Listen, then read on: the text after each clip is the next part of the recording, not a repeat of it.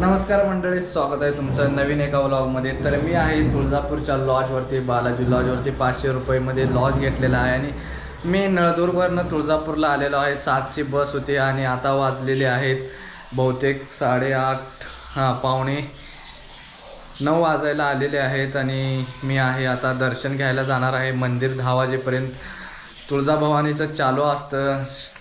3.5 शक्तिपीठापैकी एक मेन शक्तिपीठ तुळजापुरात आहे। सगळ्यात शक्तिशाली शक्तिपीठ म्हणून ओळखलं जातं श्री तुळजाभवानीला। हे मंदिर समर्पित आहे, तर तिथे मी जाणार आहे। तर चला बघूया, तुम्हाला दर्शन करवतो आणि पूर्ण गाईड करतो। तर रूम तुम्हाला तुळजापूरमध्ये कुठेही 500 रुपयेमध्ये भेटून जातात। कुठे कधी आला तर 500 रुपयेमध्ये भेटून जातात। तेवढंच की नवरात्रीच्या टायमाला, दसऱ्याच्या टायमाला गर्दी असेल आणि कायमच्या टायमाला भेटतात। आज शुक्रवार आहे, बघूया मंदिरात किती गर्दी आहे, कॅमेरा वगैरे अलाउड आहे का नाही। तर मी फक्त कॅमेरा घेऊन चाललेलो आहे। तर तुम्हाला तिथं आधार कार्ड तेवढं लागतं, आधार कार्ड तेवढं सोबत घेऊन यावं आणि लॉजच्या बुकिंगसाठी पण आधार कार्ड लागतं। तर चला बघूया। सो तुम्ही बघू शकता किती रंगलेलं शहर आहे, पूर्ण डिजिटल हे आहेत, सगळे बोर्ड आहेत। तर तुम्हाला कलरफुल असं दिसेल। तर बसस्टँड करून सरळ पुढे आल्यावरच तुम्हाला इकडं पुढे मंदिर आहे। विचारत गेलं तरी चालतं। तर बघूया, मी पण विचारतच जाणार आहे। तर चला।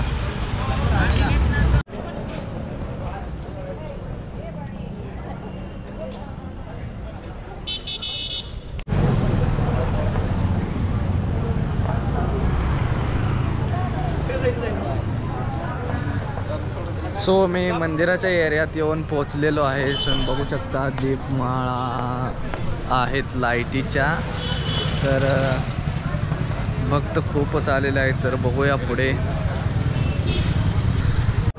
मित्रांनो, स्कंद पुराणातील सह्याद्री खंडात श्री तुळजाभवानीची अवतार कथा आहे।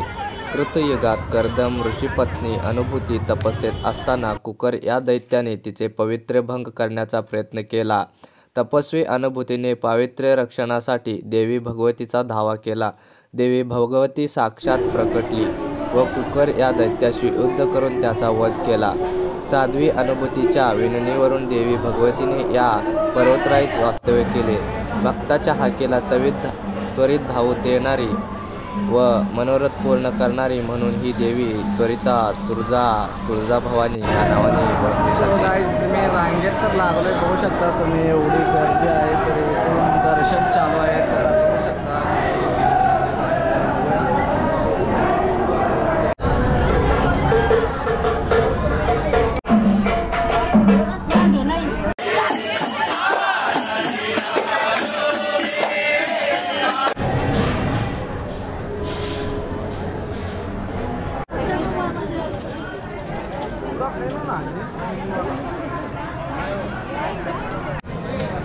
तर मित्रांनो, दर्शन झालेलं आहे। बघू शकता मागे मंदिर आहे आणि 1 तासात दर्शन झालेलं आहे। रात्री 10 वाजेपर्यंत मंदिर चालू असतं। सकाळी किती वाजता चालू होतं माहीत नाही, तर 5 वाजता वगैरे चालू होत असेल।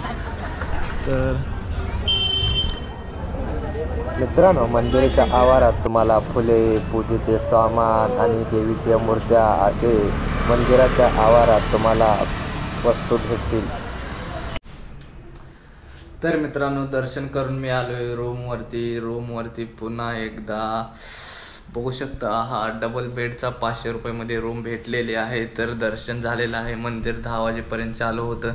मी 9ला लाईनमध्ये लागलेलो आणि 10ला बरोबर आरती झाली, दर्शन झालं चांगलं। तरी गर्दी खूप असते, सकाळी किंवा संध्याकाळी गर्दी कमी असते। तर दर्शन करू शकता। ही माझं दुसरं शक्तिपीठ होते। ह्या महिन्यात मी 3ही शक्तिपीठ कवर करणार आहे। तर ह्या ट्रिप खूपच मोठी होणार आहे। या ट्रिपला सपोर्ट करायचा असेल तर प्लीज चॅनलला सबस्क्राईब करा। आणि तुम्हाला जर फिरायला पैसे कमी असतील तर मी पूर्णपणे बजेट प्लॅनिंग ट्रिप करत असतो। तर बजेट प्लॅनमध्ये ट्रिप मी करून देत असतो। कमी पैशात फिरायचं, मी पूर्ण राहणं खाणं सोय सगळी सांगत असतो। तर आजची खाण्याची सोय म्हणजे तुळजापुरात जेवण खूपच महाग आहे। तर तुम्ही थोडंसं काय तर थोडंफार खाऊ शकता, नाही तर तुम्हाला पूर्ण पोट भरायला 250-300 रुपये लागू शकतात। तर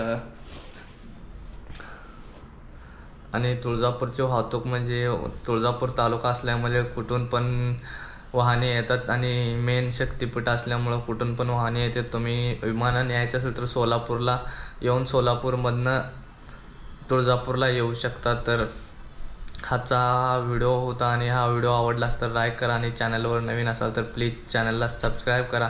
अशाच एका नवीन व्लॉगमध्ये भेटू. तोपर्यंत बाय.